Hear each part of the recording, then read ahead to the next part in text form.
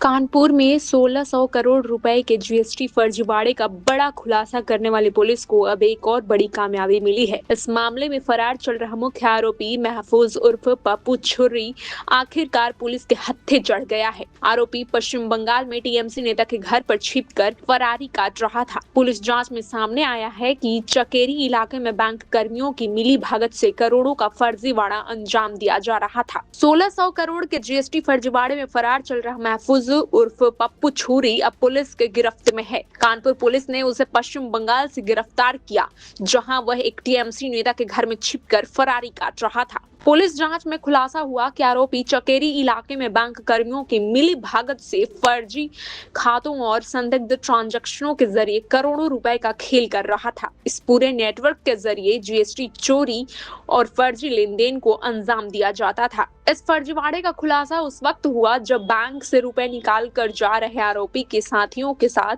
लूट की घटना हुई। लूट की जांच करते करते पुलिस फर्जी ट्रांजैक्शन और जीएसटी घोटाले के नेटवर्क तक पहुंच गई। सर 3200 नहीं, पहले तो 1600 का था सर। हाँ। तो ट्रांजैक्शन हमारे जो 6 अकाउंट मेरे हैं और जो और अकाउंट है वो हमने खुलवाए थे, उनको पैसा उनके अकाउंट का देते थे सर। और इसके पीछे पहले हम 3 साल तक सलाटर का काम किए। उसके बाद मेरा साला का लड़का मासूम वो लेके आया कि वासिद है, साहिल है और ये वासिद है। साहिल और वासिद उर्फ राजा जो पैसा लेके जा रहा था, जिसके साथ लूट हुआ था। लूट की घटना को छुपाने का काम तो किया था। बता रहे हैं पैसे का वो करते थे। पहले हम सेविंग अकाउंट से पैसा निकालते थे, आईडीबीआई बैंक में सेविंग अकाउंट से निकालते थे। वहाँ सत्यप्रकाश जी मिले, उन्होंने कहा कि एक एपीएमसी एक होता है कागज़ जो बना देंगे, तो उससे निकालेंगे तो अनलिमिटेड आप कैश विड्रॉल कर सकते हैं। तो वो उसका 1.5 लाख रुपए लेते थे। जी, बैंक वाले सत्यप्रकाश नाम है उनका। जी, बैंक कर्मी आईडीबीआई के। तो वो उसका पेपर बना के वही सबमिट कर देते थे। आप क्या करते थे? किन लोगों का पैसा आपके पास आता था, कैसे उनको वापस करते थे? सलाटर से भी पेमेंट आता था, जैसे कि ताहिर हैं, नादमान हैं, अजमेरी हैं और भी हैं जो हम अधिकारी महोदय को दिया है हमने। तो वो सब सर्टिफिकेट कहाँ से मिली आपको? ये एपीएमसी का सर्टिफिकेट सत्यप्रकाश जो आईडीबीआई बैंक में थे वो बनाते थे। एक एपीएमसी का 1.5 लाख रुपए चार्ज करते थे और वो उसी से जो है उसमें अपडेट करते थे। हमें पेपर नहीं। कितना रुपए हेरफेर करने में आपको कितना मिलता था? हाँ, वो नहीं, फर्म तो हमने बनाया, लेकिन वो एपीएमसी वो बना के उसमें अपडेट करा देते थे। 2 दिन 3 दिन में जब अपडेट होता तो वो कहते थे अपडेट हो गया। आप 1 लाख रुपए में हमें 300 रुपए मिलता था सर।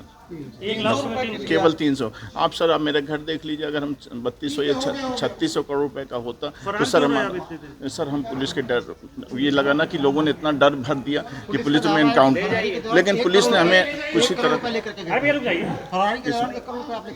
नहीं सर, नहीं टीएमसी से कोई संबंध है आपके? नहीं, कोई संबंध नहीं। 2014 में हमने भाजपा ज्वाइन किया, तो उसके बाद कोई पार्टी भाजपा ज्वाइन किया आपने? सदस्यता लिया, तो उसके बाद हमने कोई सदस्यता नहीं लिया। पुलिस का दावा है कि इस पूरे नेटवर्क से जुड़े कई और लोगों की पहचान हो चुकी है। बैंक कर्मचारियों की भूमिका की जांच के दायरे में है और जल्द ही इस मामले में और गिरफ्तारियां हो सकती हैं। लूट की घटना में जो वादी थे उनके द्वारा एफआईआर नहीं लिखाई गई थी और हमारी टीम द्वारा उसका इन्वेस्टिगेशन कराया गया। इन्वेस्टिगेशन में जो 5 लोगों को पकड़ा गया जिन्होंने लूट की घटना करी थी और उसमें 11 लाख की बरामदी हुई थी। और जो वादी द्वारा इसको छुपाया इसलिए जा रहा था क्योंकि ये भारी मात्रा में इलीगल ट्रांजैक्शन करते थे, कैश विड्रॉल करते थे। जो महफूज उर्फ पप्पू छुरी है, इसका मेन सरगना था। ये कई भोले भाले लोगों के अकाउंट खुलवाना, लोन दिलाने के नाम पर, बीमा बनाने के नाम पर ये इनके अकाउंट खुलवाते थे, फर्जी जीएसटी फर्म रजिस्टर कराते थे और ये चाहते थे कि ये बात पुलिस तक न पहुंचे, पुलिस इन्वेस्टिगेट न करे। हमने पूरा केस का इन्वेस्टिगेशन करा।